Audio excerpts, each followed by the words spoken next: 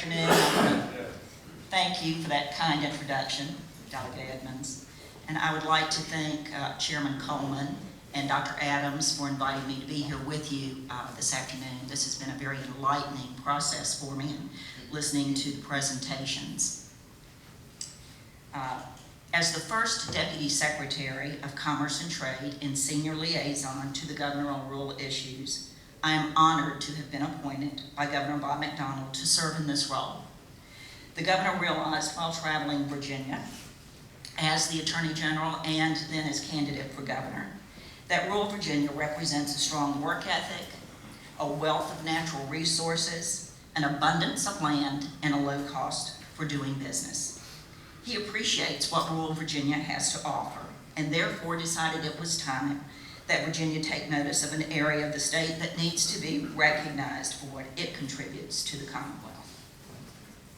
Since my appointment in April, I have visited with rural and local economic development organizations, chambers of commerce, businesses and industries, elected officials, universities, community colleges, and prospects looking to expand or to relocate in Virginia. I am helping localities also overcome obstacles concerning state issues. For way too long, rural Virginia has been the Commonwealth's best kept secret. My goal in this very important role is to have rural Virginia well known domestically and globally as a place to start a business, start up a business, and relocate a business. Governor McDonnell and his administration are working very hard to make sure this well-kept secret is a secret no more. It is important to this administration that all of Virginia is equally represented when showcasing our great Commonwealth as the best state to do business. Over the years, I have seen the Halifax, Charlotte, Mecklenburg counties, Pittsylvania County, Danville, and surrounding areas go from a textile, furniture, manufacturing, and tobacco economy, like so many areas in Southern Virginia, to a diverse economy that is now proud to have Microsoft Data Center in Mecklenburg County, Virginia International Raceway, which just recently was named in the top 6 U.S. road courses, to students developing 3D renderings of Halifax County assets while attending the Southern Virginia Higher Education Center. The Riverstone Technology Center with its simulation capability is very impressive. You have many strengths to continue to build upon, but that is not to say that you don't have your challenges like the rest of rural Virginia. Obviously, these things did not happen overnight. A focus, your innovation, and the will of your leadership in the public and private sector is what has made this area what we are seeing today. Your can-do attitude is commendable, and it will continue to benefit the citizens of this region. Right now, all of rural Virginia is facing difficult times. Small and existing businesses are the backbone of rural Virginia. Taking care of our existing and small businesses is critical to every locality. Localities that nurture and grow their businesses, and especially the existing and startup businesses, even if it is just one job at a time, they are the ones that will position themselves to hit the ground running and when the recession turns around. The small business owner that used to be able to call the bank for a loan, walk in, sign a paper or two, is finding it more and more difficult to borrow the money. Industries and businesses are hesitant to expand because of slow growth in their sales and a reduction in their profits. The difficulty in gaining access to capital is a consistent theme that I hear throughout rural Virginia. Studies show that getting loans of less than $200,000 is extremely difficult, squeezing our businesses even more. With that said, I strongly believe that small and existing businesses will bring rural Virginia out of our economic doldrums that we all face today. In fact, I recently saw a statistic from the Virginia Department of Business Assistance that showed from 1993 to 2008, the majority of job growth came from companies with less than 100 employees. There's a regional effort that is going on in the city of Galax and Carroll and Grayson counties that not only believes in improving their area one job at a time, but they have actually dedicated resources to make it happen.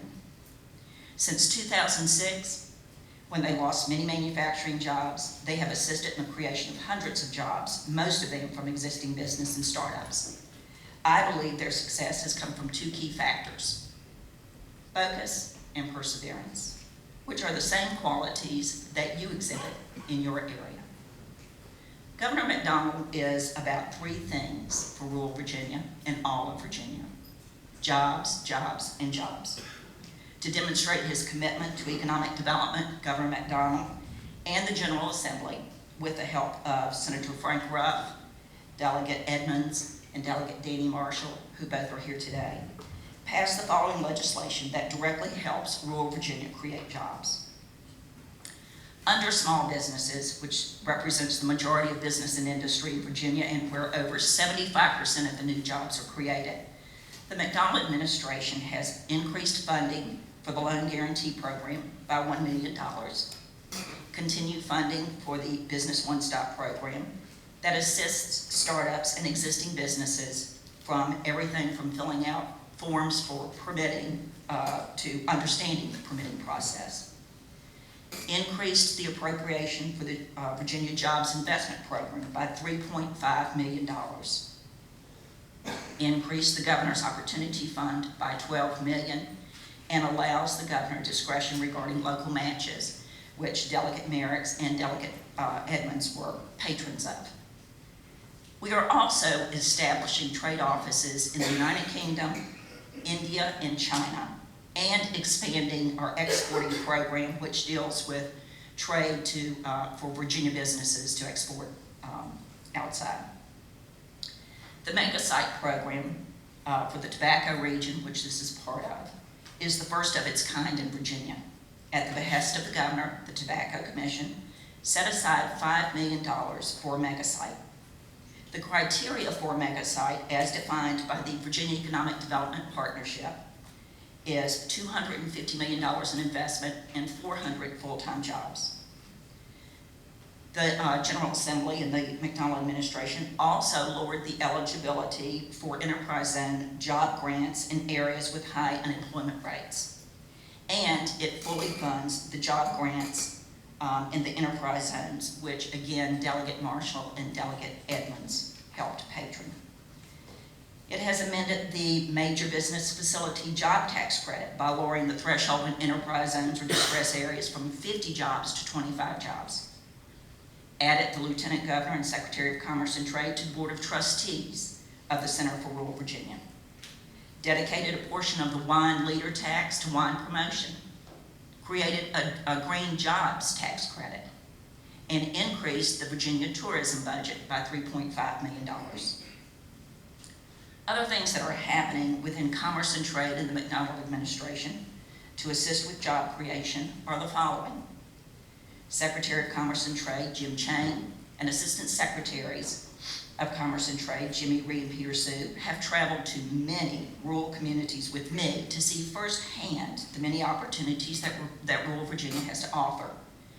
When they embark on their trade missions, they speak from experience to prospects about our various rural regions.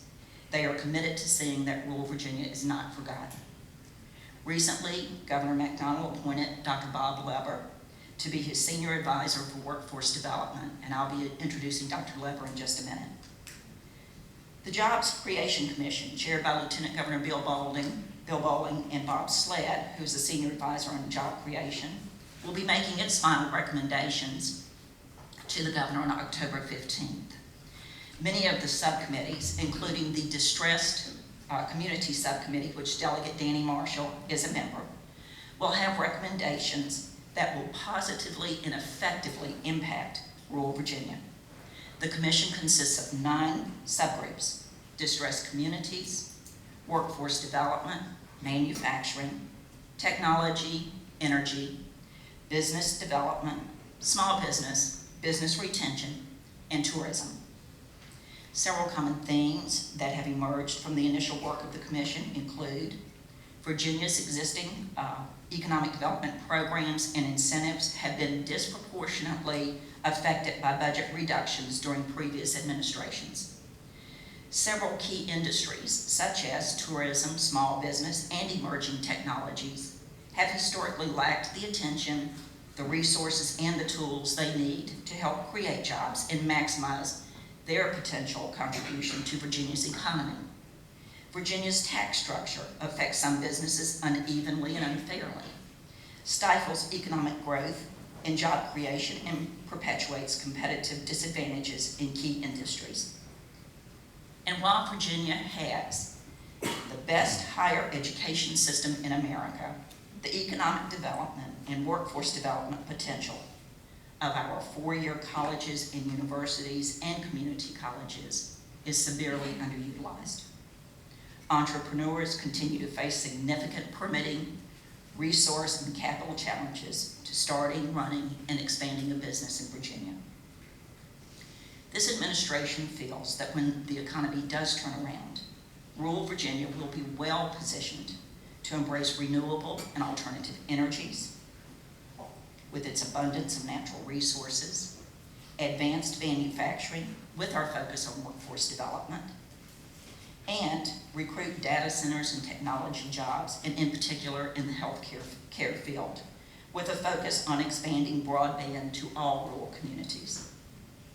As you can see, Governor McDonnell is serious about his commitment to rural Virginia. More importantly, Governor McDonnell and his administration views Halifax County and the surrounding area as a vital strategic partner in the socioeconomic successes of this great Commonwealth. Again, thank you for inviting me to speak to you, and I want to thank each of you personally for what you do to make your region and surrounding area a great place to do business and to live.